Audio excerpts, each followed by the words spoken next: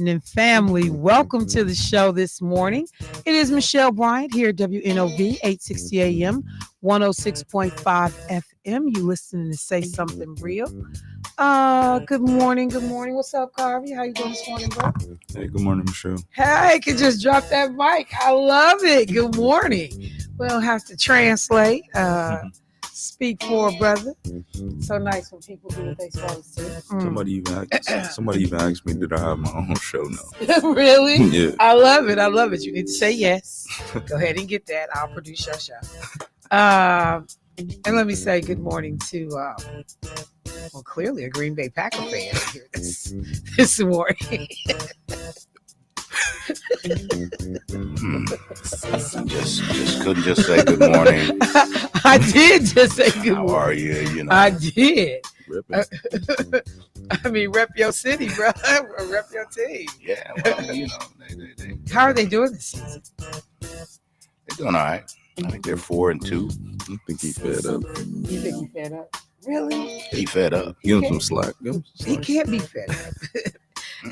the pot stirrer himself can. I'm nowhere never near be fed up. Of course, I haven't forgotten the trail that I was alleged to have been leaving on yesterday. So again, top of the morning, good morning. I'm not going to feed into you guys' foolishness this morning. We're going to have a great show today. Oh my God! Let's get into the subject matter and the information. Really? Well, we're gonna jump right on that. So, per his demands, we will get no demand. Oh yeah, it was a demand. Per his demand. Did you see the wreck last night? The what? The wreck. What wreck? Right here on the corner. They drove into the check cashing place. Are you serious? Somebody ran into it last night. Like in the just hit the building? A lot of I see no damage up there You this see all that morning. glass and stuff up there? No. You need to start paying attention, Michelle. I was going too fast. I was running late As this usual. morning. As usual. I was running late this morning. I leave the house till like 15 minutes to 7. We can tell. I can tell when you don't come in with your coffee. I know you were running late. Well, I actually had my coffee, You but just needed a refill. it was too sweet. Oh. Yeah, I put sugar in it. It must have forgot I put sugar in it, so I put some more in it, and now I'm about to go into a diabetic coma. So I had to make some coffee here You to cut down the coffee. Huh? You diabetical? No, I'm not diabetical. I don't think anyone is diabetical. But since you and Rideout like to make up words. No, you got the sugar. Well, now You got the sugar. I don't have the sugar. You heard it called that before. I have. In fact, my Child, she got the sugar. She grandfather even said my Aunt Candy died of sugar. She had the sugar. She had sugar. Good morning, Adeline. How you doing this morning, sis? So yeah, I had to get something, and it's still too sweet. I don't know what I did, but yeah, I can't even drink it. It's the first sign of the sugar. Oh my God! All right, so let me just remind Wait, folks. did you say your Aunt Candy Yeah, my grandfather's sister's name was Candy. died of the sugar? Oh, the sugar. No, I know. that mercy. I was waiting for you to get that. You can make that up. I was waiting for you to get it. No, Aunt Candy And Candy died of the sugar. died of sugar. Okay. I said, you gonna let it slide by? Okay, well there we go. Just keep it moving. But let me just say this. We know that we are in the throes of early in-person voting. And I went and pulled the numbers for yesterday. Wanted to compare them to what's been happening in the last 2 days now here in the city. Capitol Drive Voting Center, they posted numbers of about 734 yesterday. So they were down 100 or so from the day before. Clinton Rose, 125, only off from 5 from the day before. Good Hope Library, their numbers actually increased. I know State Rep Myers said she went through there and she was like, I can't vote right now. Trifling. I told y'all, make a plan to vote. Make a plan to vote. Good morning, Cincinnati. Yesterday, I told What's you I was happening? going to go. Say I'm what? on Capitol. I'm like, Rep Myers, I can't do this right now. Oh, you said the same thing too. Yeah, up there on 60th. Can't do it. Why couldn't you do it? I didn't have the time to devote to stand there, and plus it was getting close to the closing time too. It was getting, When once we leave here, what do they close at 7? I yeah. made another stop. Remember, I didn't have a phone yesterday, so I had to go get another phone. Mm-hmm. And by the time I came back through, they still were busy. The lot was full. I'm just like, nah, I can't do that right now. Why? Because you Because had to. I wasn't gonna make it. Wasn't they gonna put me out? You know what? All this is nonsense. You know what I'm saying? Because I If get you it were on in line, election, you was gonna vote. but on election day, I understand that that's the rule of thumb. Is that the rule of That's the thumb rule for of thumb early over voting? there. If you in line, you gonna vote. Early voting? Okay, Yeah. I If didn't you know. in line, they're I not didn't gonna want to put you be out the line. embarrassed. They're not gonna come outside and say, "Go away, we can't help you." Yeah, I didn't want to be embarrassed. Really? Yeah, I heard it. You didn't have to emphasize it. It's your big country. You didn't have to emphasize it. Uh, so Good Hope, no thanks to State Representative Lakeisha Myers, they improved. They do better numbers than they did on Tuesday. MATC downtown campus, 185 folks registered. I'm sorry, voted. They did a lot more than they did on Monday. Mitchell Street Library increased numbers. Sir Paul went down a few, but they had 606 yesterday. Tippecanoe Library did a couple better than they did the day before. UW Milwaukee went down a few, but they had 357. Washington Park Library down a few, had 280. Zeidler also down a few. So yesterday's totals were 4,372 people that in person voted at those locations. And on Monday, that number was 4,600. I'm sorry, 4,700 and some change. But in person, new registrations on par. 373 people registered at the polls yesterday. 386 were in play. Absentee ballot drop-offs, about 158 came in. 248 came in on that Tuesday. I mean, on that Tuesday that we started. These are in-person drop-offs. I'll go back and pull the numbers for the mail-in so far. But just understand this: we continue to do extremely well in the state, and we are on par with other states that have started in-person early voting. We doing it, and we just got to keep up this pace, be consistent, continue to talk to people. We got 12 days in the ball game. 12 days. I'll be mentioning a number of events, and I need to go get my charger. A number of events that a caller, I'll be right there, that people are hosting to be able to get you whatever information that you need. You can get some stuff that you can share. Somebody said an MATC had a fire drill after 11 a.m. Go MATC. So you posted those kind of numbers, even with the disruption in the day when people had to leave the building. That's all I'm saying. Absolutely, they doing the thing. So I'll get information to you throughout the course of the day because events are starting today. I mentioned to folks last night over on the Midweek Flow show, Stevie Wonder is in town tonight. He is doing basically a GOTV, get out the vote concert tonight. I saw that like the lowest price seats were about $49. I think the highest seats I saw was like 125 or something like that.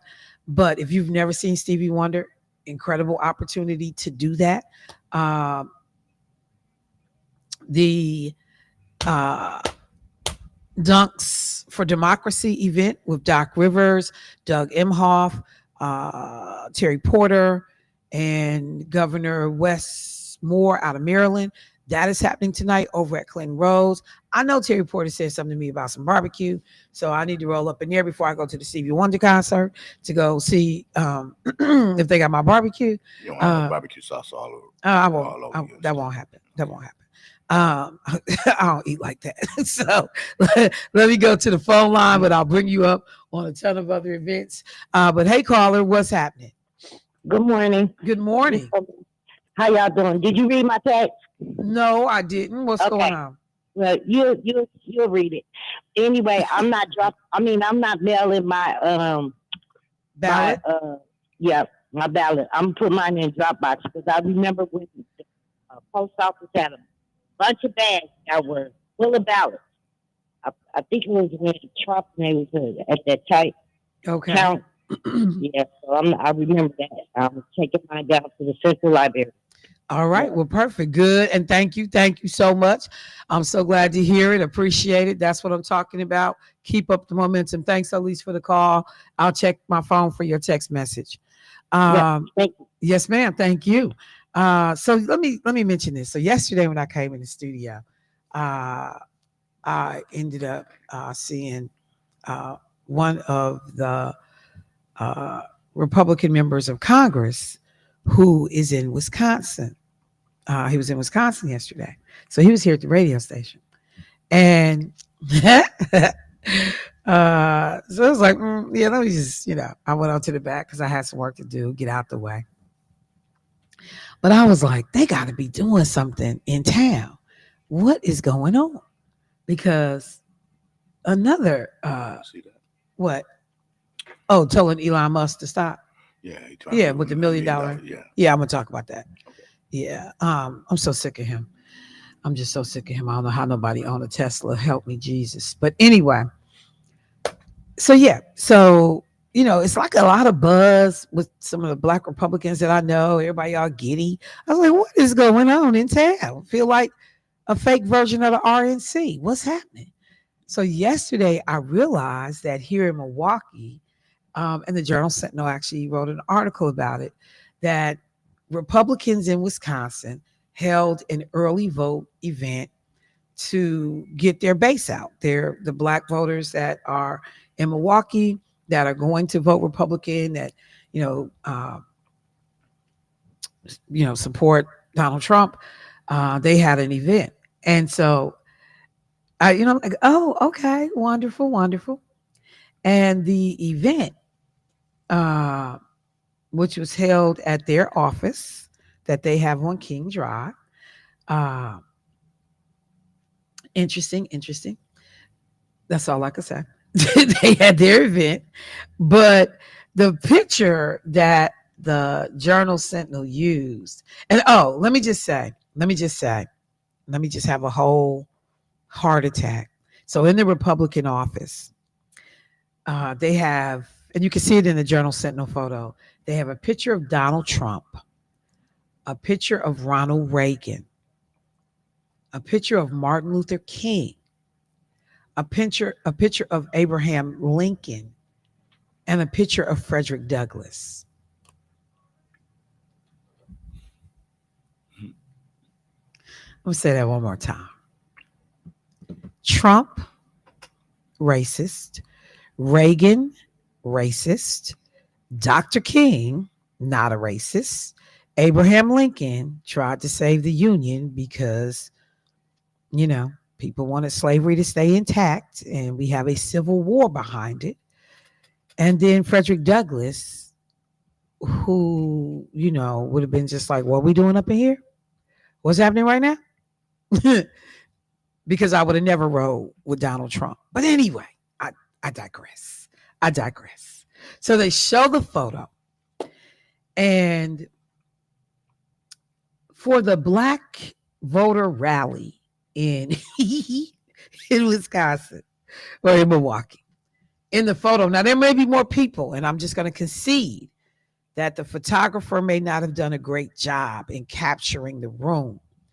But I see 1, 2, 3, 4, 5, 6, 7, 8, 9, 10, 11, 12, 13, 14, 15, 16, 17, 18, 19, 20, 21. I think I see 21 people.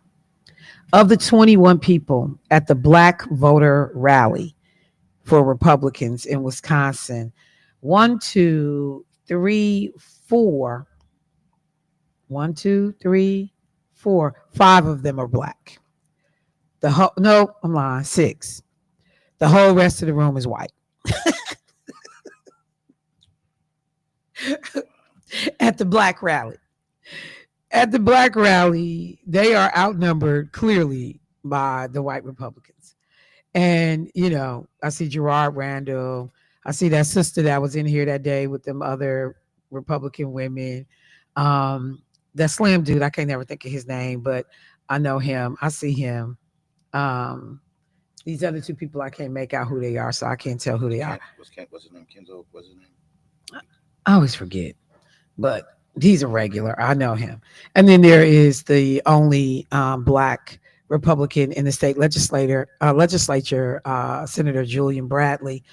And the thing that's interesting about all of this, so like I see Julian Bradley standing in this photo. When Julian Bradley got elected to the state legislature, the black legislators have a group called the Black Caucus. Okay. And this caucus is geared towards policy, legislation, work in the community on behalf of the black community. The black legislators, all of whom were Democrats, extended an invitation to Senator Julian Bradley, the newly elected black Republican, whose claim to fame was he was a wrestler whose name was Hot Chocolate. That was oh yes, you're drinking hot chocolate this morning. But that was his name, his wrestling name was Hot Chocolate. And this man manages to get elected as a Republican state senator. They invited Julian Bradley to join the Black Caucus. Julian Bradley respectfully said, "Kick rocks. While I may look black, and while I may have even had a black sounding wrestling name, Hot Chocolate, I don't think I have anything in common with you other blacks that I need to be a part of your caucus." And so it's funny to hear people say we care about black issues, but as a state legislator, you're given the opportunity to work with your black colleagues in the building who've all pretty much been there for the most part. Well, not all, but at least half of them have been in the building longer than you have. And you pass on an opportunity to work with fellow. See, that's the part about black Republicans that irk my soul. Because you own King Drive, so you in Blackety Blackville. You got King and Frederick Douglass pictures hanging up in your office, again, trying to be blackety black, because it don't get no blacker than Frederick Douglass and Martin Luther King. And you bring these people in the room, but there's no real overture to work with a lot of black folks. Everything about this photo is hilarious to me. I look at Donald Trump and they got like this little sun halo thing going on around his head in the photo. The very black folks that's sitting in this room, Donald Trump would urinate on them and walk right past them and could care less about them unless they out picking cotton, picking off votes for him. The very people. There will be nobody in the cabinet that reflects these folks that's sitting in this room. There will be no advisors in his close circle that reflect the folks that's sitting in this room. It's just all so laughable that many of the policies that are created to specifically, intentionally harm our community are created by the very people that these folks are sitting in the room with, cheesing, skinning, and grinning because somebody told you were special. It's just the saddest little thing. It's okay to be a Republican. I think we need black Republicans. I just don't understand how so many black Republicans forget they black when they become Republicans. I just don't understand how so many black Republicans forget how to work with other black people who are not black Republicans, unless you're trying to persuade me to join y'all foolishness.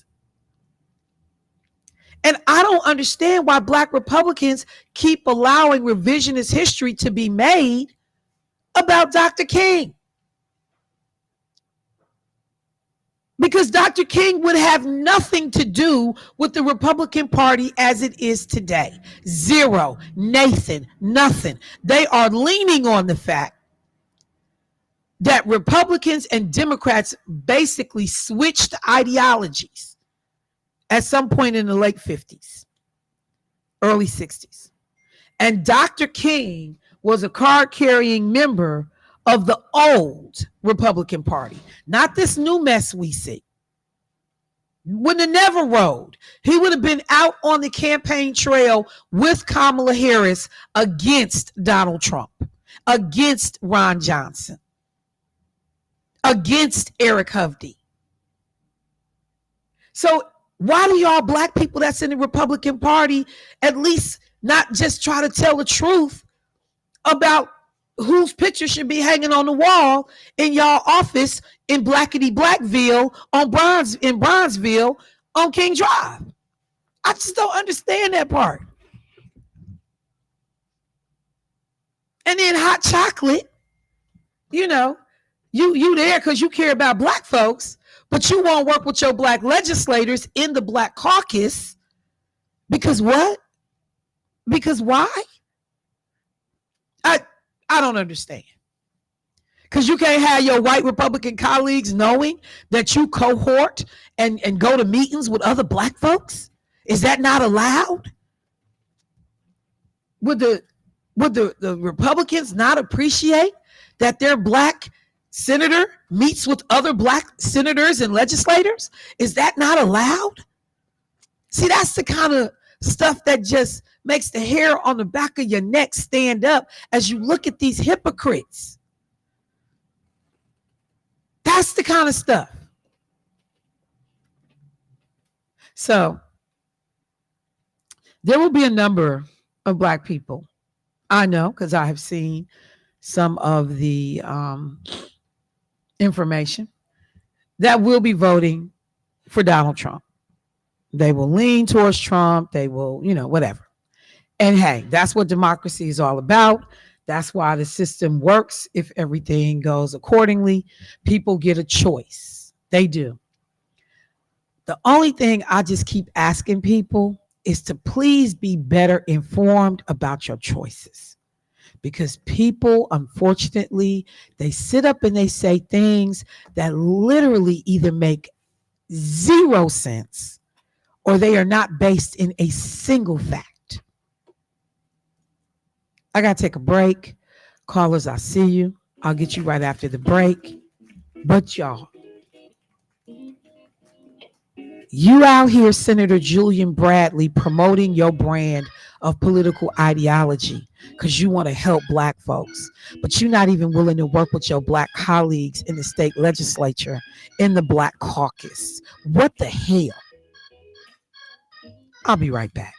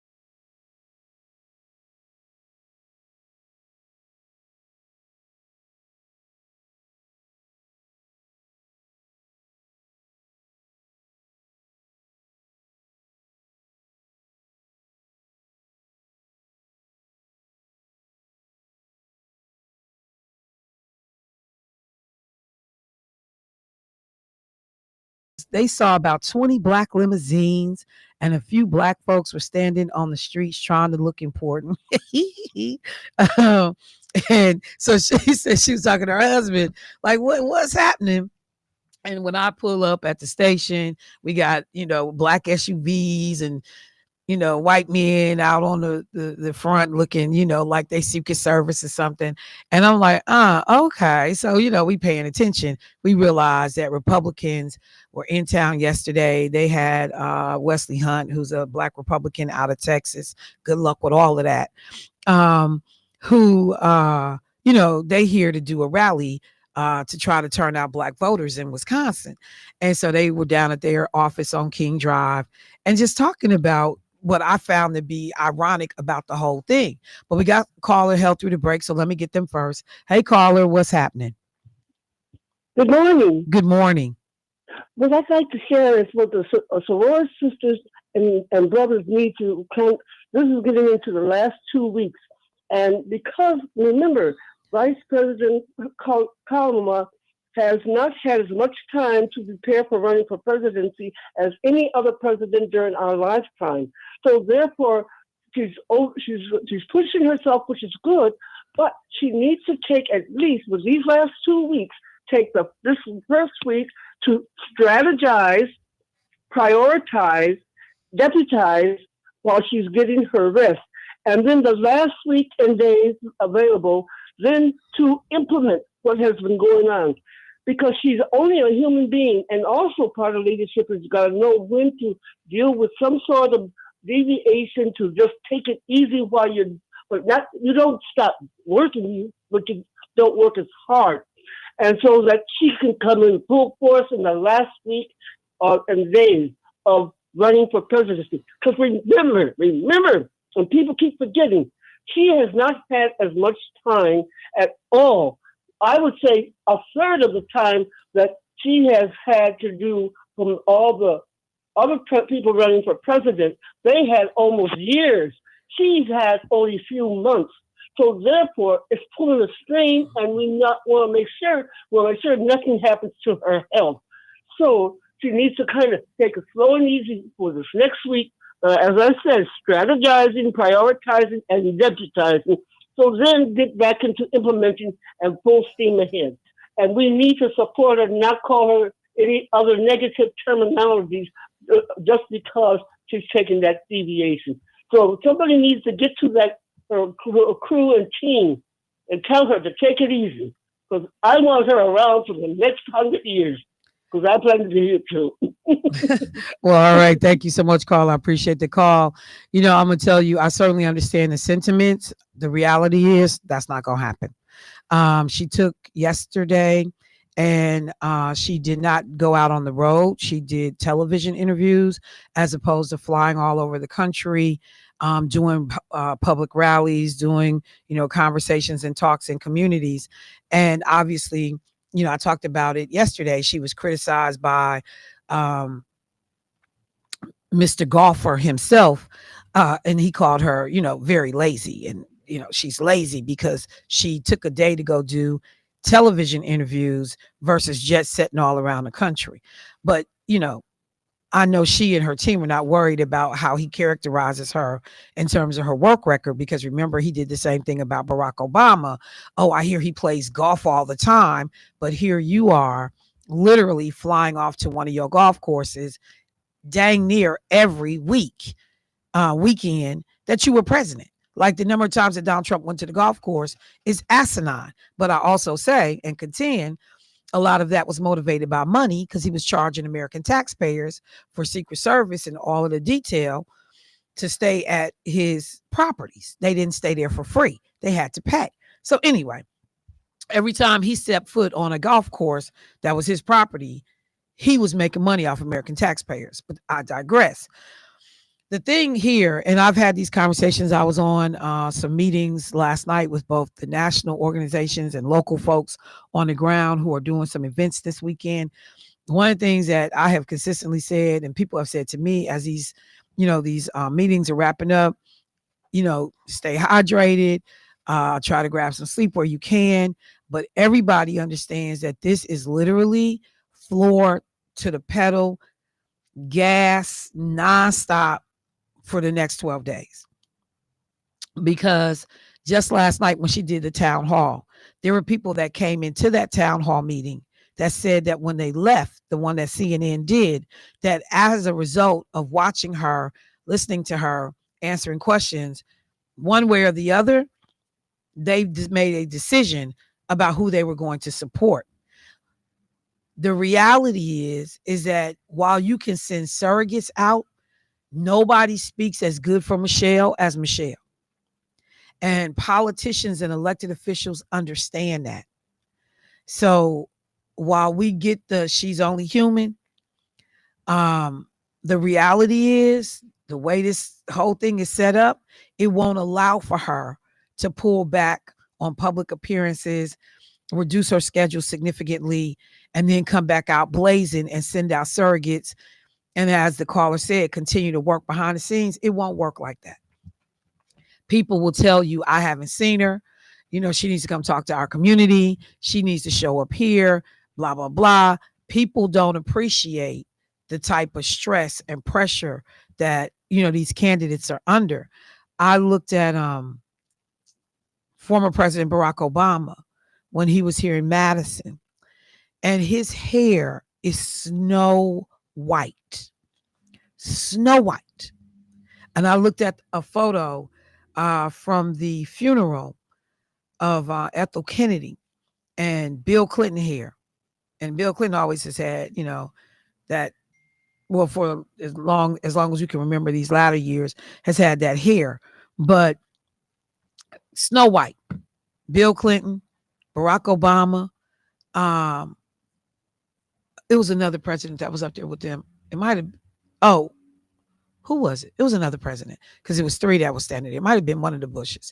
But you just appreciated that the stress that job takes on you. Like, should Kamala Harris be successful, Kamala Harris is going to probably look a lot different when she comes out of them 4 years.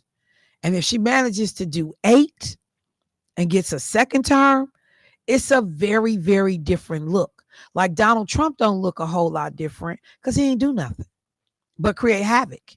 He was in a playground because, you know, he wasn't doing no work. He just, well, people already had agendas for him. All he had to do was go out and execute what all these private organizations put together. But the people that's really in there working, trying to solve world issues, trying to figure out how to take care of as many American citizens as possible, whether you voted for me or not, you know, and you are talking about your hands being in every pot in this country. There are many of us, we can't even manage just our lives, yet alone we got to worry about all of the different areas in this country, and then externally around the world. You're responsible for all of that. And you can see it take its toll on these people who serve. Back again to the point I was making when people was criticizing Barack Obama. Barack Obama can say whatever he feel like he need to say, because he got receipts. He has put in the sweat equity to have a say about what goes on. He's done that. Whether you like what he's saying or not, he got a right to say it. So that's one part. I certainly appreciate it. But everybody, and it's not just her, it's the people around her. It's the people working in these respective states. I'm getting messages as late as 12 o'clock at night from staffers and people connected in different organizations about, you know, we're trying to do this event. Can you help us get this information? And, you know, I'm getting to the point where I had to go take a nap. Like, oh my God, because you got a million things racing through your mind that need to get done. That's why we need people to go ahead and early vote, because then we know we can start bagging votes, no matter whether those votes fall for Trump or for Harris, for Baldwin or for Hovde. But we got to start bagging votes. So we now know we don't have to keep working in this big universe. We can start narrowly focusing and targeting on communities in which those absentee ballots and that early voting information is not coming in. So I just wanted to say that. But I appreciate and I respect the sentiment. I absolutely do. I understand it. You don't want anything to happen to these people while they're out here trying to do this work. The last thing I will just quickly say about this whole Republican piece before I move on, I'll say two things. Number one, because I was basically bashing Senator Julian Bradley. Let me hit him one more time upside his head.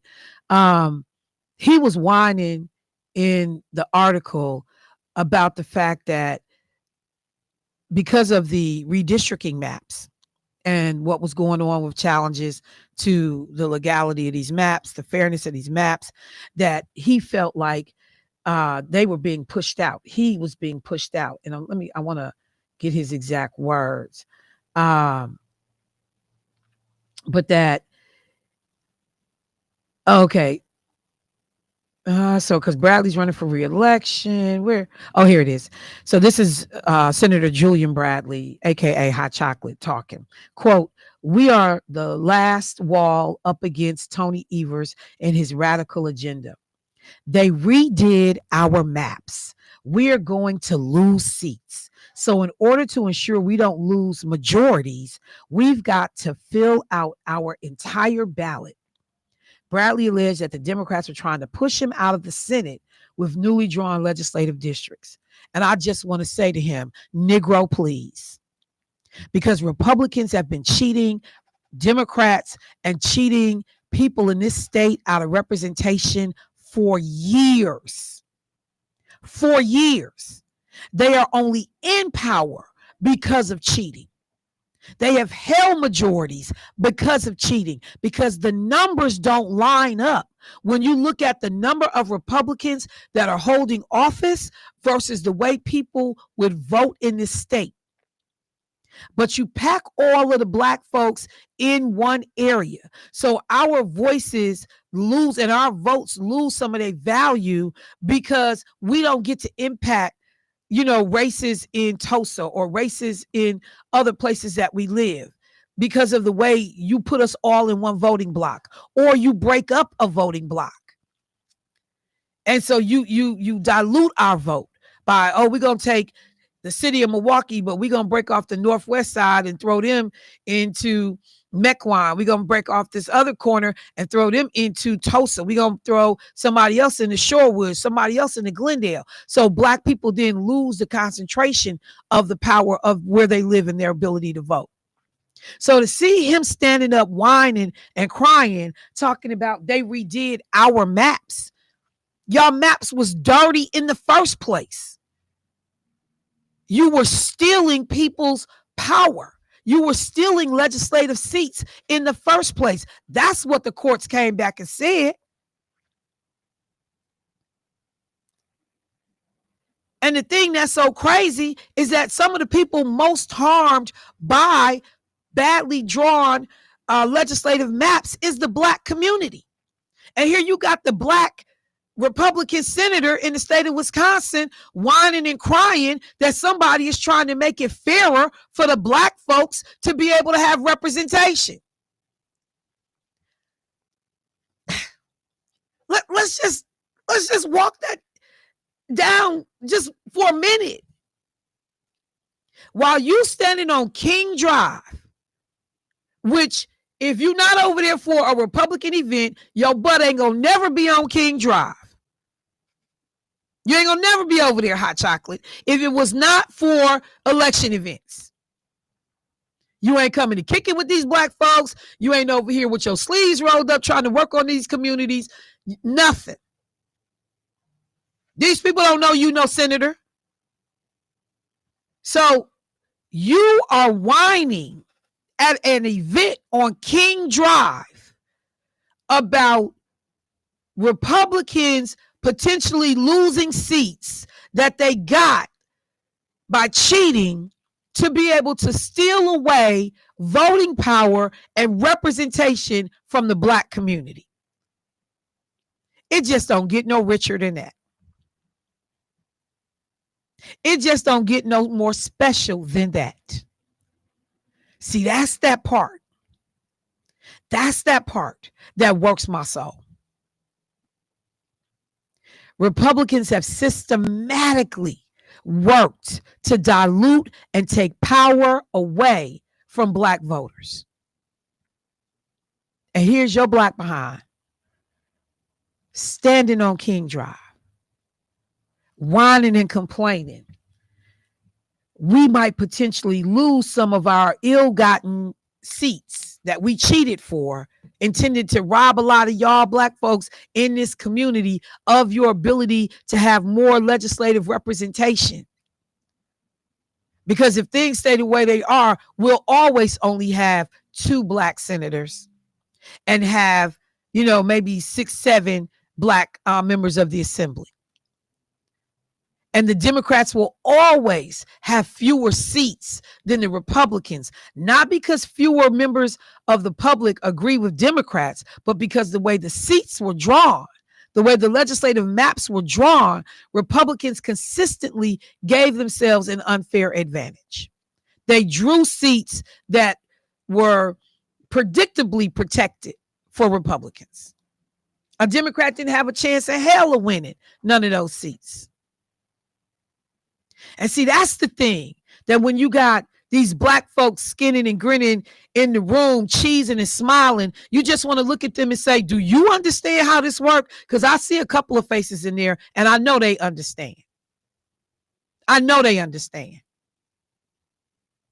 They've worked close to politics. They know exactly what's happening. And you evidently are okay with that. Black Republicans, you're okay with the Republicans cheating to take representation away from Black folks. You okay with that? So I'm gonna move on. But everything about it, I was like, If I had just been over at the Pepper Pot, I would have came to the meeting.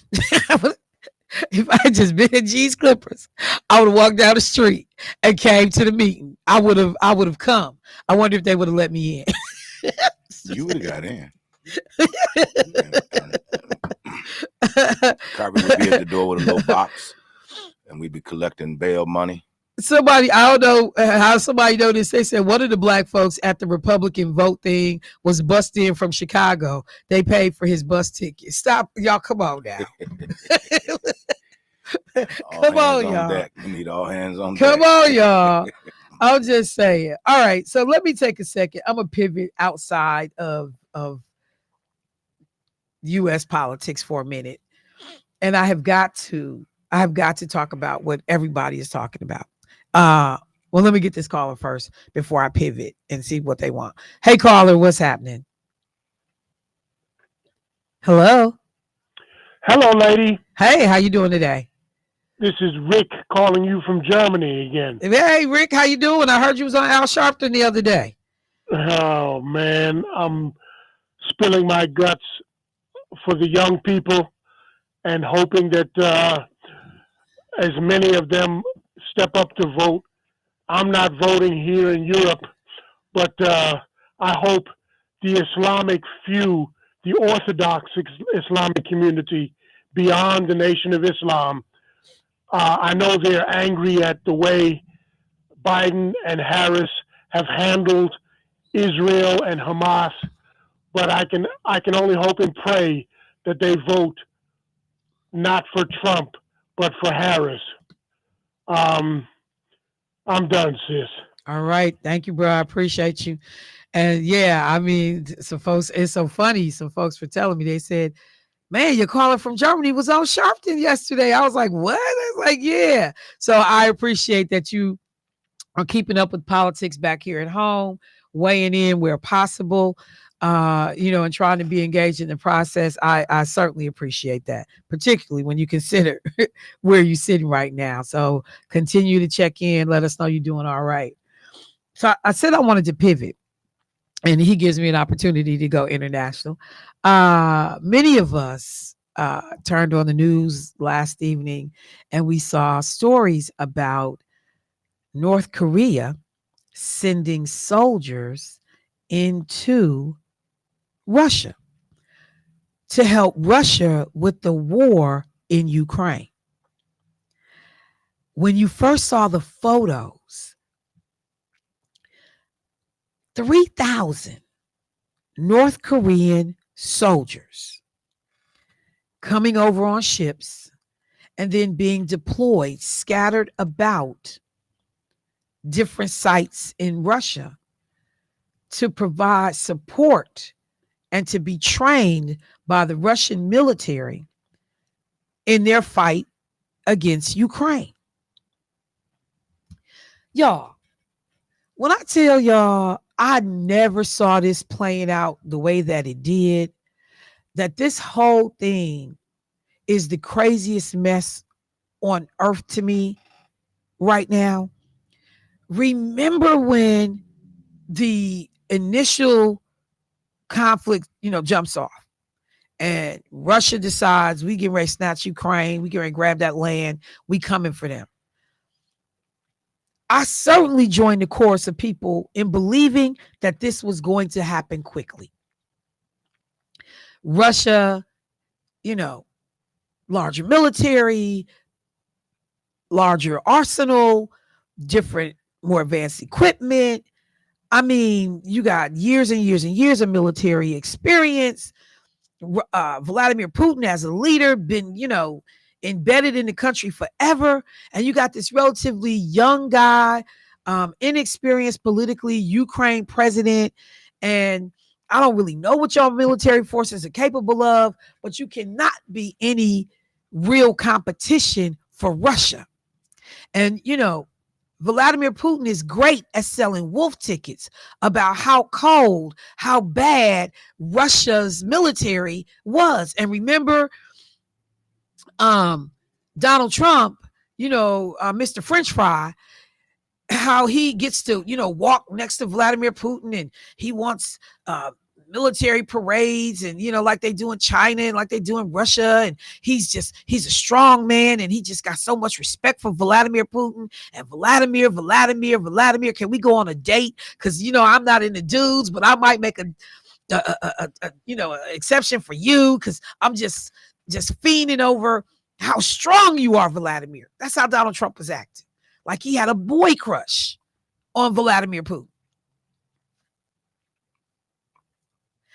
And then here we are, how many months later, a year later, and Vladimir Putin is getting his hat handed to him.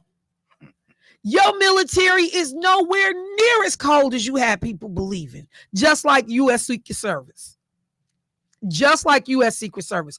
A lot of these people be selling wolf tickets about how cold they are, how ready they are, how prepared they are. Now, don't get me wrong. I ain't no fool.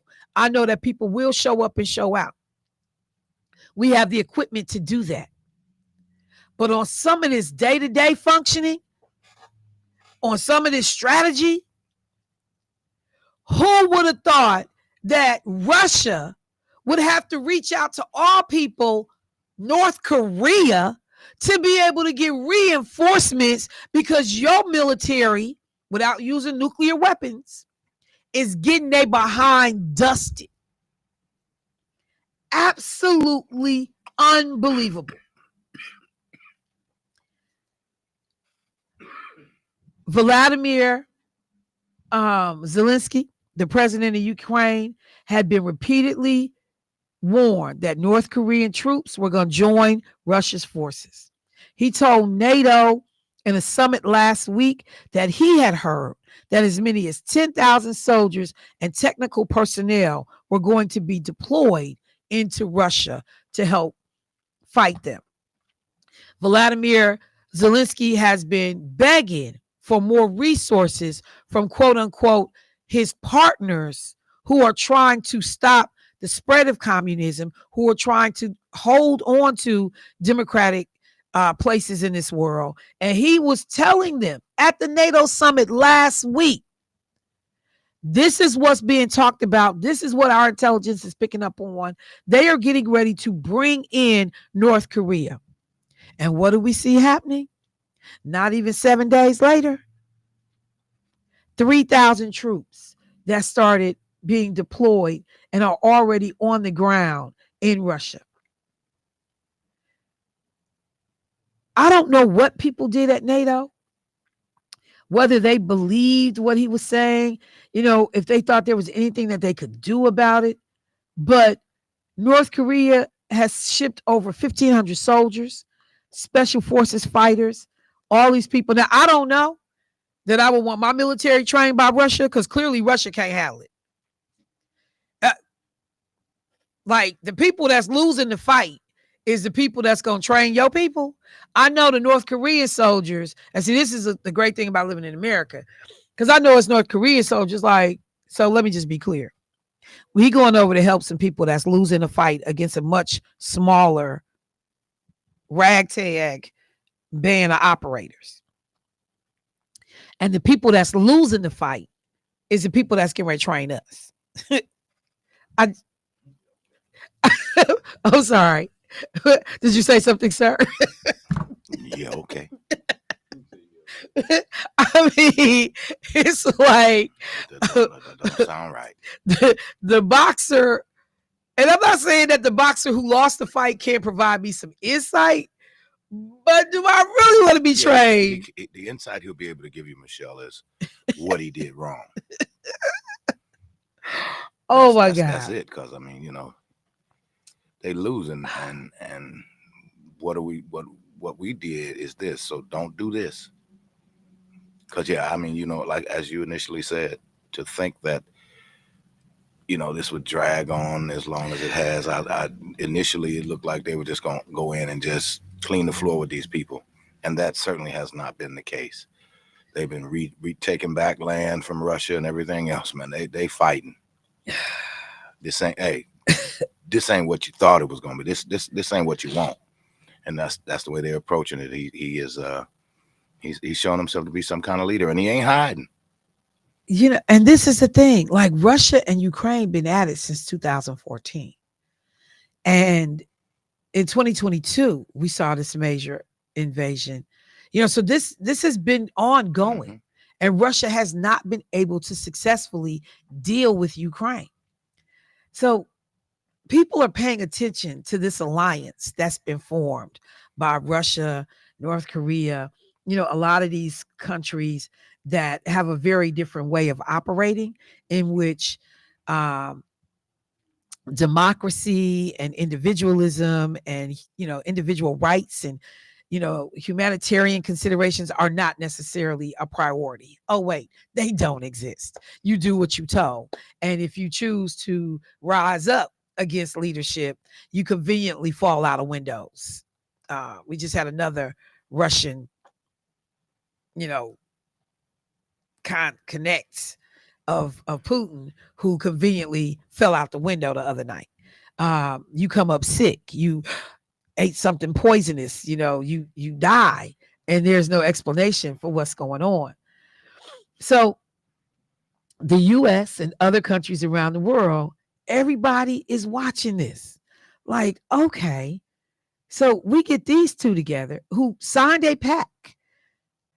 In June of this year, they signed this landmark defense pact in which they pledged that they would be available to one another in terms of resources, military assistance, if the other one is attacked. North Korea, Russia comes together and says, if anybody come for you, I got you. If anybody come for us, y'all got us. But you Russia. North Korea is not even, like, it shouldn't even be a factor. They barely could take care of their own country.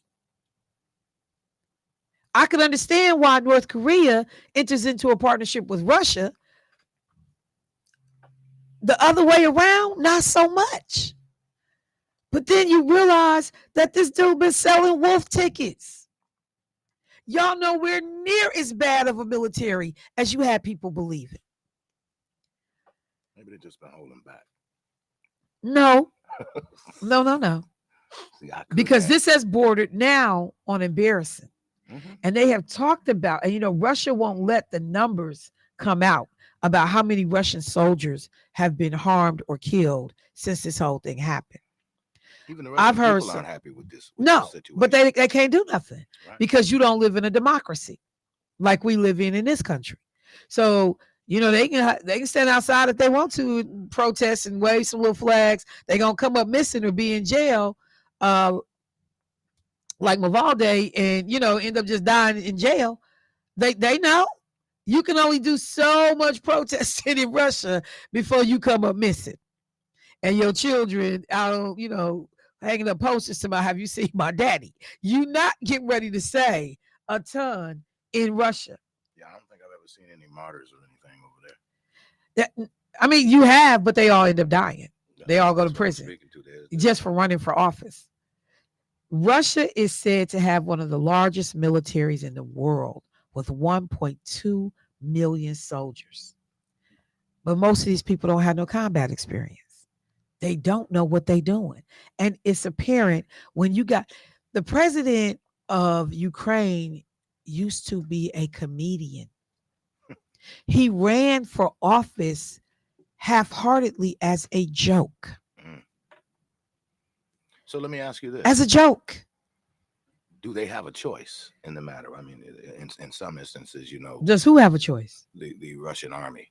Do they have once they reach a certain age, are they automatically kind of like we had the draft where you had to register? Are they forced to go into their military, or what? How do they come about having so many that don't know what the hell they're doing?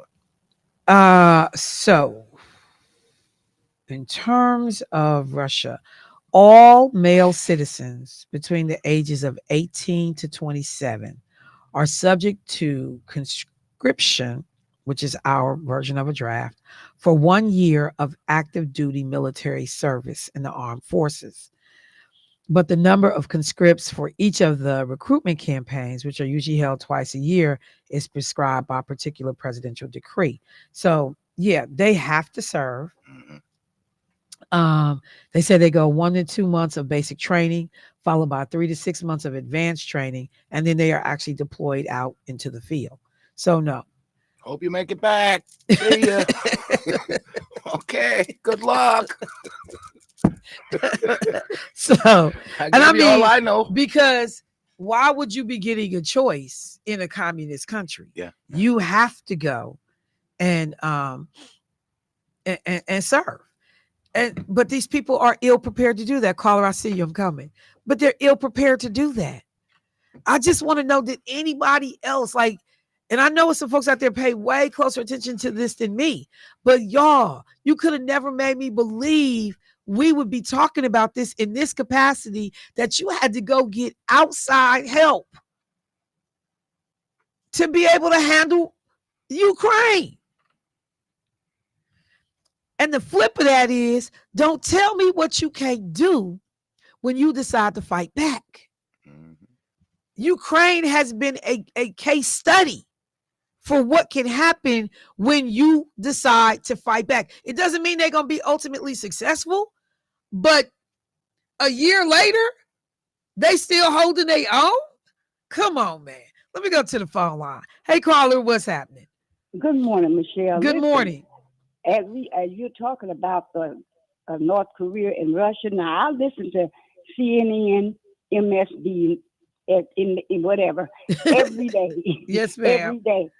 And I've been hearing strategists on television talk about that one reason they think that North Korea is going over there because they have a lot of rocket launchers, but they don't have the technology to send them as far as they like. And they seem to think that Russia does, and they want to come over there and get that knowledge in order to shoot them all the way over to the United States. That's what they're speculating. They don't know for sure, but they're saying Japan is getting something for Russia. They're just not helping them for nothing. It's something in it for them, and they speculated that could be one of the things that they're after, because they don't have the technology to send their rockets as far as they like to, and Russia does. So that could be one aspect of it. Absolutely. And thank you so much for bringing that into the conversation because we know that, alliances happen for a reason. There is a mutual benefit for people being engaged. Thank you But for the call. Kim Jong sure, Un has certainly been someone, who suffers, I think, from little man syndrome, short man syndrome. He wants to be a player on the world stage. The whole back and forth with him and Donald Trump when Trump was in office,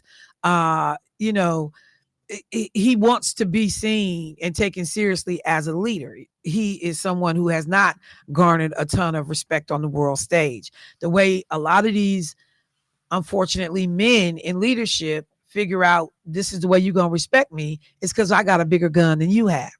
I have an arsenal that can go toe to toe, or at least can put you on notice that while you might take me out, I'm going to do amazing damage before you get to me.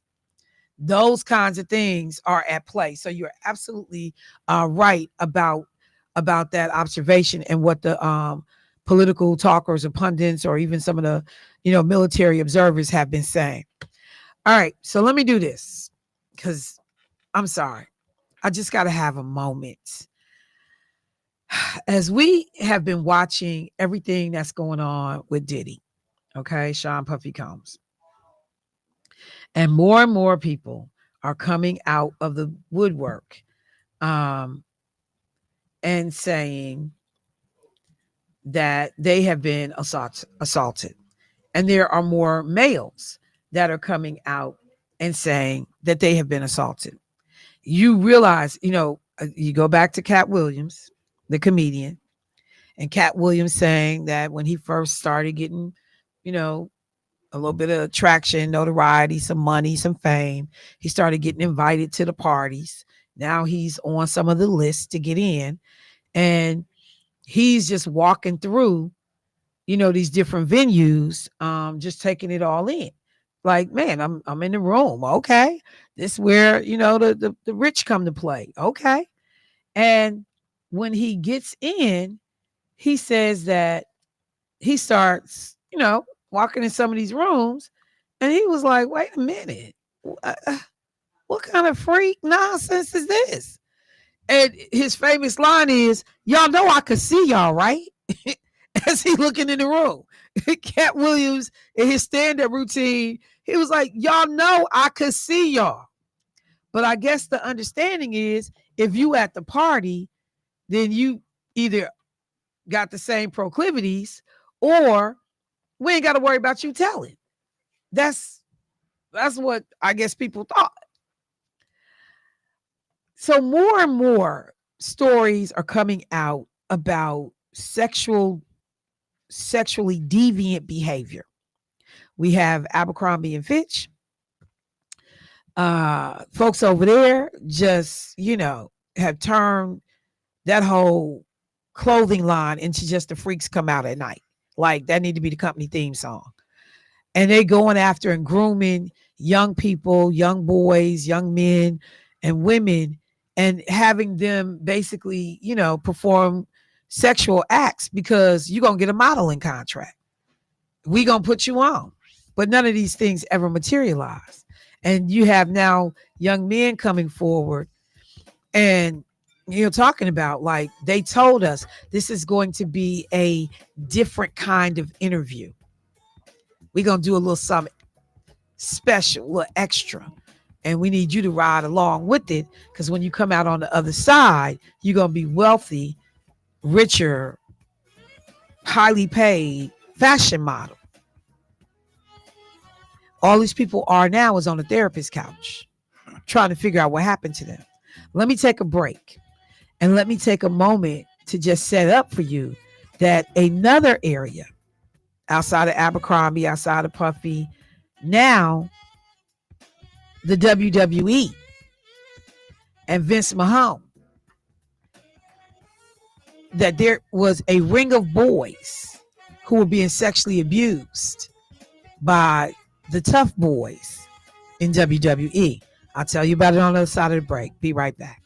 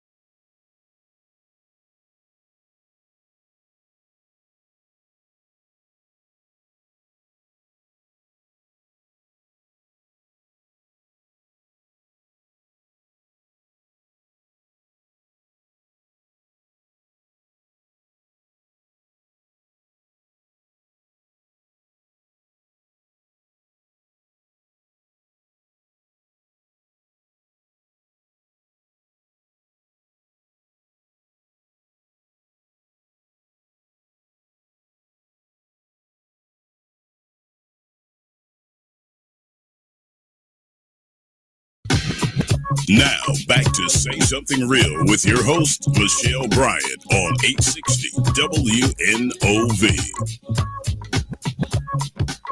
All right, family, welcome back. So just gotta take a second because some of these cases that are now, surfacing, I'm telling you, you just look around and you realize you just do not know people. You try to figure out what's going on. You know, the early work that I was a part of here in Milwaukee regarding the Human Trafficking Task Force of Greater Milwaukee. But, the work started at African World Festival. One of the things that I have frequently told people, um, Vince, yeah, but somebody was trying to, me and Debo was talking about how to pronounce his name because we say McMahon, but his name is MC Mahon. So McMahon. I don't know how we pronounce his name. I remember hearing him saying, I need to do an audio so I can remember how to pronounce his name. But the dude from WWE. Um, but when I came on board with African World Festival, and always Bethina Weber, who heard me talking, in fact, one day on the radio about not understanding why African World Festival was, struggling and what was going on and da da da da da. And she said, "Come volunteer, come find out." And I took her up on the invitation, and I did. Um, and as they say, the rest becomes history. But one of the things that I immediately learned was that African World Festival was just a program under a bigger umbrella of the organization called Afro World Enterprises. And the festival was intended to be a vehicle to be able to support the work of Afro World Enterprises.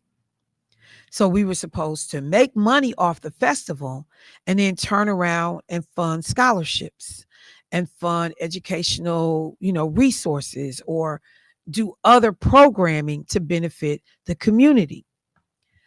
So the board of directors that was in play at the time when I first started, the conversation was, let's go back to the mission of Afro World Enterprises. In doing that, we began to do other things other than just the festival. We did school backpack giveaways and resources where we had workshops and, you know, parents and students could come in and get trainings and informations and sessions. We did scholarships. We gave scholarships to students. And we also did more civic engagement work, health work. And so one of those projects was to be able to take a look at the pervasive issue of sexual assaults, or that idea of, what was going on with Black women in our communities around either trafficking or what we were seeing. So we get a vendor space at, I can't think of it, the women's event that 98.3 used to have. We get a space there. I take 400 questionnaires and I'm asking Black women to fill it out, a series of questions. Some of those questions: have you ever been sexually abused? Have you ever had this happen? Have you ever had this happen? I was blown away that we got 398 responses, and people went through and checked all these boxes and told things that I'm just sitting here like, as I'm going back and reading these surveys, I can't believe these women were willing to share. So we realized we got an issue.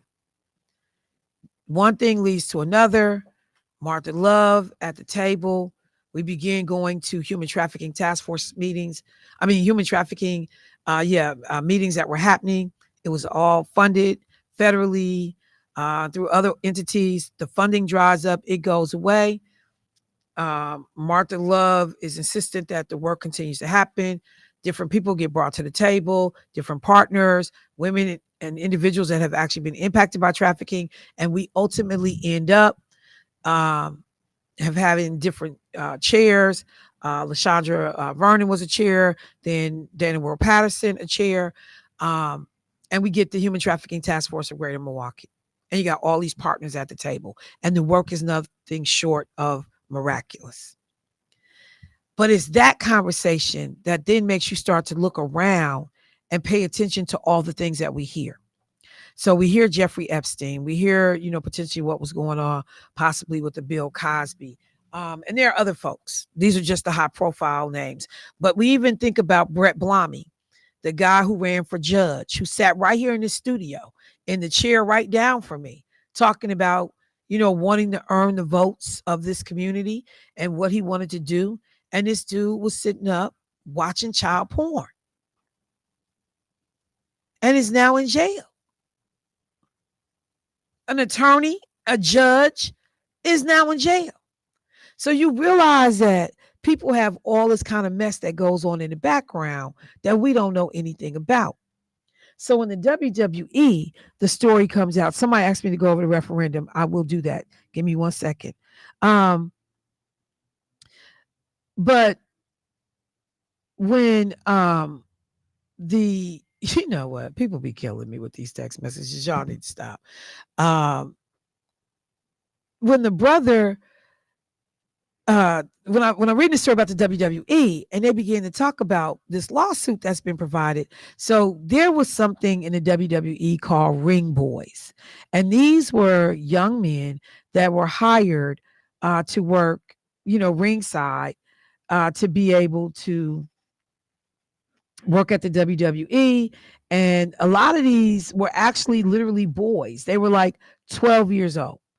And the program, which was at its peak between 1970s, 1990s, was run by a crew chief by the name of Melvin Phillips Jr. And one of the things that they found is that he had been intentionally running this program so he could have access to young boys. You tell a lot of young boys, you get an opportunity to work around the WWE, professional wrestling. People go crazy. Yeah, I want to do it. I want to do it. And so they know, that they said that the owners, Vince and his wife, they knew that this stuff was happening. The complaints had been rampant. People had been told, and yet they did nothing. They continued to allow this man to have access to these boys, basically grooming them to be used sexually in this way.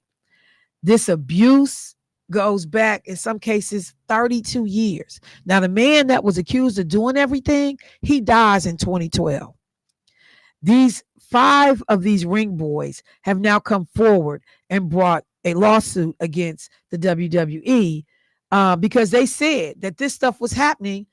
One of the phrases that we use in human trafficking conversations, in plain sight, that wrestlers knew it was happening. And these are children.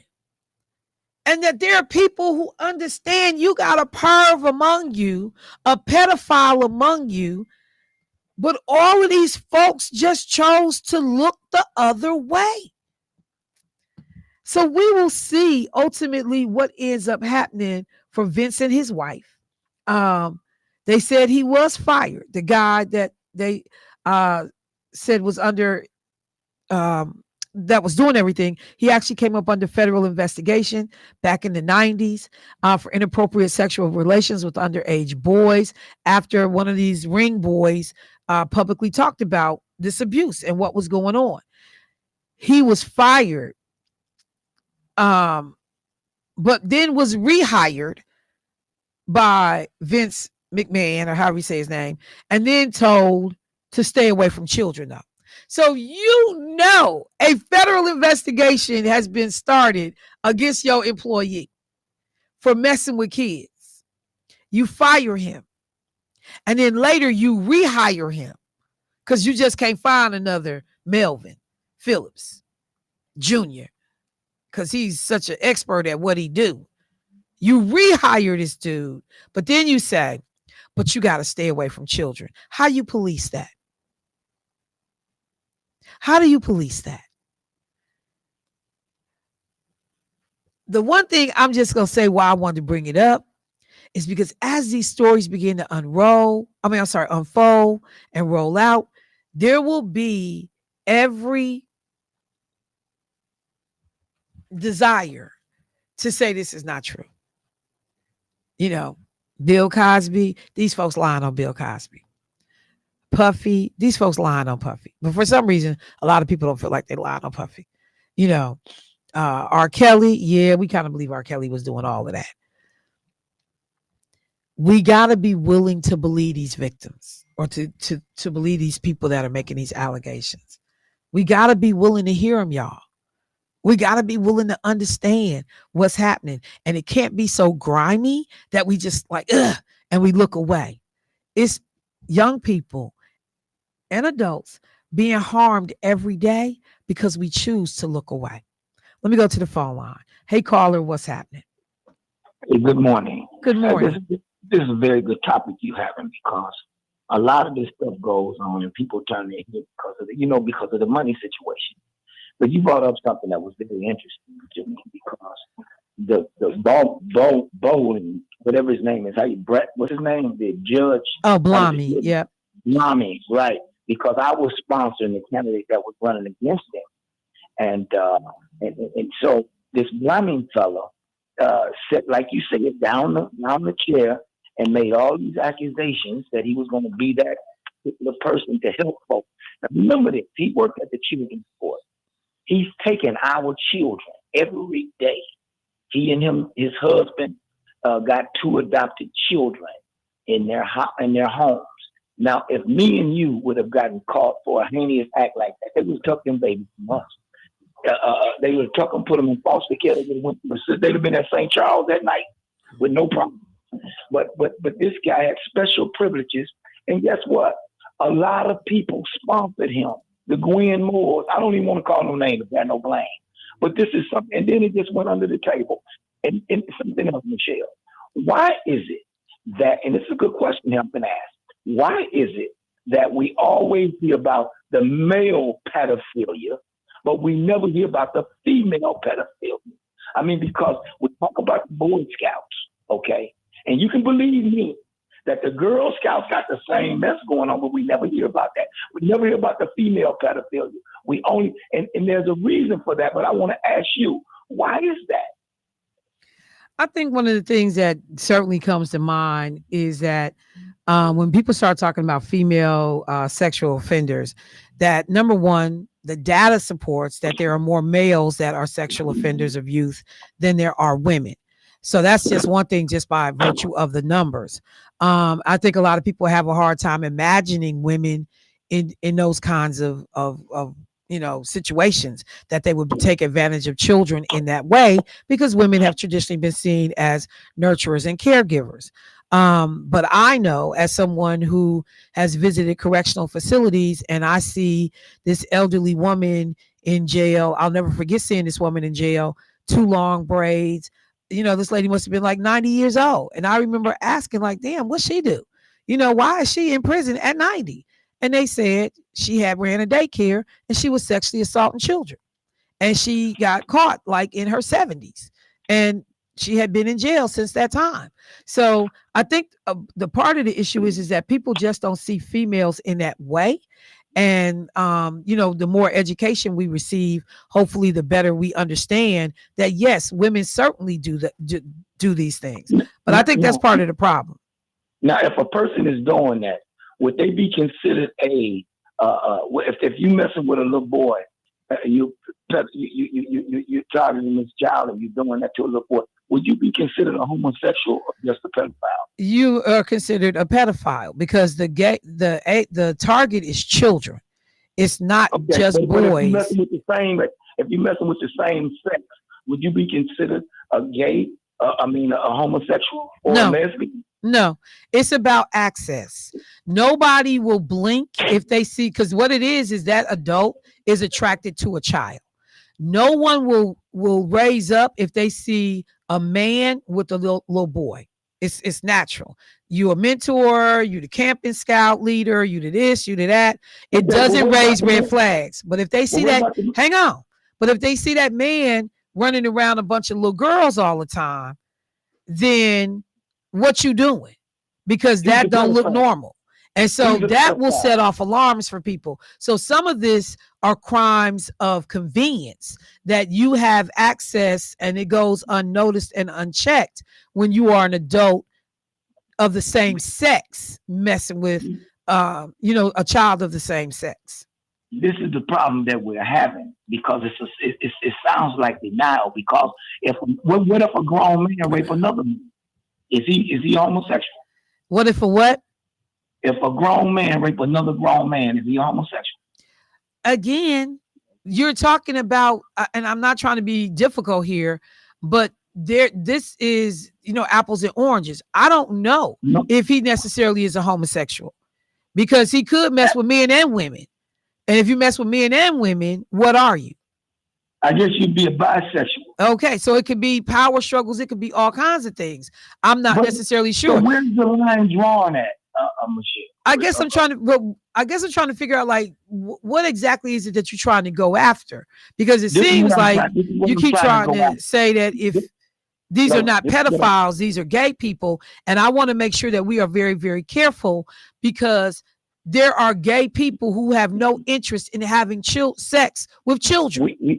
We understand that portion of it, but the majority of children that are men and women that are molested by the same sex. Even because of convenience, because of access. That person has, and they get charged with a sexual assault, and the sexual assault is that being with the same sex. Guess what? That person is considered. No. They get charged with sexual assault, and they don't get called a gay sexual assault. It's just sexual assault, Meech. That's it. If you desire the same sex, hey, look, why we got to fight this one? Because it's common sense. Now, if Meech, it's not a fight. But what I can't do is go along with the concept, and we're gonna be clear about it, that just because an adult male would go after a young 12-year-old, that does not make that individual a gay person looking for gay sex with a little boy. That makes that person a grown adult who likes to mess with children. But what that does, a pedophile. But what that does is turn that little kid perhaps homosexual now because he's confused. See, this is that can happen. Cycle. That can happen. But let's just be clear because it's too easy to label people, and we can't do that. I got to get back to work, but it was a good conversation. All right, thank you, bro. I appreciate it. I'm always careful of that. I'm always listening for that. That we have to understand that there's a difference. There is an inherent difference between people that are attracted to children and people that are attracted to people of the same sex. It's a difference. It is a difference. Let me go to the phone line. Hey, caller, what's happening? Good morning. This is Elise again. To me, I can't explain it, but my adopted parents were, it was both for me and the other foster kids that were in the home. But when I got adopted, I was by myself. And so it was like both parents. And she initiated everything and would pass us around like, the other people. But I remember them days, and that stuff is a hard feeling. So I don't know if it was, like you said, convenience, but if they were able to if they were living, they would be in their hundreds. But I'm glad they're not, because there's days that I just want to murder them. And then there's days that I would want to have them, prosecuted. But anyway, I just straight up thought that they were evil people, which they were. And I never really thought about it. What would they be considered as? And so I'm going to just go with the title of pedophiles. And because this is something that really happened to me as a little girl. And I remember, it's just so much different type of abuse. It wasn't no plan. It wasn't no tattletelling to the foster people that's supposed to come out and check your home. And those are places that are wet places that need to be checked more convenient. More with these children in these places, in these homes, because they go undetected. Their voices are not heard. And sometimes I have nightmares and I wake up with all these scratches and bruises on me that I did to myself. But it's a thing of convenience, I believe, and just straight up torture. But also I text you, and I'm gonna stop texting you. I don't know what my problem You is. all right? Thank. Yeah. All right. All right, thank you, Solis. I appreciate the call. And that's not, we've known Solis for a number of years now. I remember the first time she called. Well, after a couple of call ins, Keon was like, "We're going to have lunch with Solis," and that's exactly what we did. And Solis has been a friend ever since. But to have people to be able to talk through this abuse and things that have transpired in their lives, and that's why I tell people when you call it, you gotta be careful about how you talk about this stuff, because there are people that are listening that have been impacted. So we triggering, certain things. And I'm not saying we can't have these conversations, but we triggering certain things. Um, so to be able to talk about stuff in a way that's responsible and conscientious of the fact that we don't know everything there is to know and understand. And there are some folks that could call the station and completely upset our whole understanding about life should they start talking about the things that have happened to them over the years at the hands of other people. Let me take a break. Caller, I see you if you can. Hang through the break. We'll be right back. Michelle Bryant, WNOV, 860 AM, 106.5 FM. Yeah, we saying some real stuff this morning.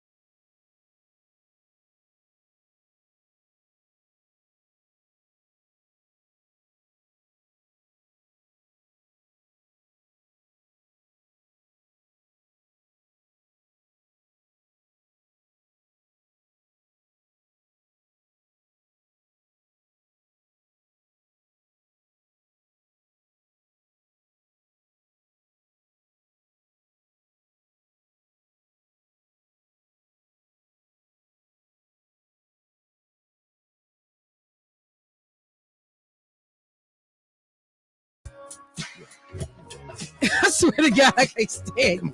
I cannot stand you, man. I don't know why they got you behind this. I don't know why either. You just too much. Oh my God, you get on my nerves. All right, a caller help through the break. Let me go. Oh, you get on my last nerves. Lord. Let me go to the phone line. Hey, caller, what's happening? Jesus. Hey, good morning, Queen Sister. Good morning, bro. How you doing this morning? I'm great. Long time no talk, but man, Meech got me going. Meech has not watched the news this week or last week, okay? Because he led in with asking you, how come women don't get charged? A woman in Wauwatosa was charged with buying a boy a gun to have sex with him. Right. And then the one down in Racine was reported, I think, Monday. She was having sex with two boys in a parking lot. And both of them was arrested and charged. So, Meech, watch the news, bro. All right, I'm out. All right, thank you, bro. I appreciate it. I appreciate it. I mean, this stuff been going on forever. Like I said, it's about access and opportunity. And that's all I'm gonna say. I would just leave it there. I had some people that hit me up via text and they said, Michelle, could you please let me go back and find their let me hang on 1 second, because this man knows that he irritates my soul. Wonder who that is. I just love his insults. Morning, Michelle. It's Vince Mahone, not McHolmes. Again, okay, on the spelling or the pronunciation. I've heard him say his name. I also enjoy listening to how uninformed you are. Your listening are when it comes to international affairs. You can't watch CIA talking points of the mainstream media. This is where places like the gray zone come in handy. You know, we're going to stop trying to pretend we above everybody all the time and we know more than everybody all the time. Because trust me, most of us don't know nearly a third of all there is to know about many of the things that we see that take place internationally. The stuff that will die in files or with individuals that have been a part of covert operations, counter surveillance, all kinds of stuff. People do the best they can. They get information from where they can. They don't have time frequently to do a deep dive on a lot of the issues. That's why we do what we do around voting. And people get mad and frustrated because they're being inundated with information. But it's because most people realize that the average Joan, they don't have time to do the deep dive. So they got to get their information from sound bites from the news. They don't get to be able to just sit down and have the leisure of blowing off work today or blowing off the kids or the laundry or dinner to be able to comb through, all these reports and these books and these theories. So, cut people some slack, man. Cut them some slack. Just cut them some slack. Because a lot of this stuff does get very, very detailed. It's a lot of minutia. It's a lot that goes with being informed. It's all people can do to keep up with what's going on in their own community. I just drove down the street and evidently passed it. And Debo was like, did you hear about the big accident last night? Car goes to Check Asher Center. No. And didn't even look over this morning and notice that anything was wrong. It's a lot. I'm just saying, man, we need to sometimes learn how to handle people. Some people light them up. I'm all for it because they brought it on themselves. But we're not going to pretend that everybody should be a subject matter expert on some of these issues that, precede many of our lifetimes. Trying to get people to be able to fully and intelligently talk about what's going on in Israel and Palestine and Hamas and now Lebanon, the work that it takes to get up to speed, it cannot be taken lightly. if you're not looking for just talking points. So I'm just saying, it's easy to sit on a perch and judge people. Cut people some slack, man. Try that. All right.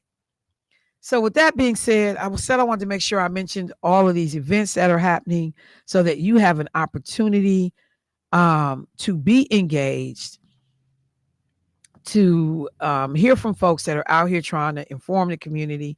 So let me just do this real quickly. Number one, I said that tonight there is, let me just look at all different people who have sent me stuff. Okay, so tonight there is the Dunk for Democracy happening over at the Clinton Rose Center.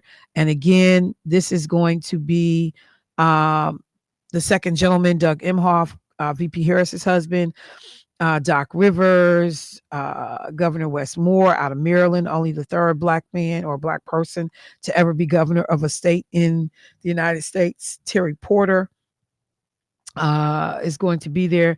This event runs from 3 to 6 p.m. And there is a thing online at the Wisdom site where you can register, but just show up. If you don't have time to do all that, just show up. They will let you in. And this is at Rose Park, 3045 North MLK Drive. And again, that's from 3 to 6. And then there is also tonight, hang on, where's the NAACP? The NAACP is bringing in representatives from both political parties to just talk in generalities. It's not a debate about the political parties. The electorate can hear directly from these folks about the general election coming up and the work that has to be done down the road, opportunities for voter education and registration if you haven't done that. So this is happening tonight at 6 p.m. So you can stop by the Dunks for Democracy event, then head over to Providence Baptist Church, 3865 North 82nd Street here in Milwaukee for this political town hall forum. The NAACP is helping to host that, Sherman Park Community Association. So I would encourage people to pay attention to that. And then, so let's see, NAACP. Oh, I want to remind people there will be some events happening this weekend. Again, the good folks over at New Hope Baptist Church, the annual flu and vaccination clinic. And that is happening on Saturday, October 26th from 11 to 3. And you have the ability to get vaccinations, flu, COVID, pneumonia, shingles. Hyatt Pharmacy is going to provide that. There is also free items that will be given away. So I want to make sure people do that. And then remember that there is a big announcement that I'm a part of, but there is going to be basically like a day party that's happening over off King Drive by the Pepper Pot location. Early voter turnout, live music, bands, spoken word, vendors. It's going to be basically a street festival day party. We'll talk more about it on my show this week. I think on the midweek flow is when we got a schedule for, but this is going to be huge and it's going to be a good time.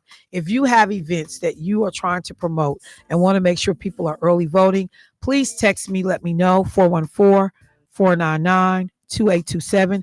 I'll make sure that I announce them.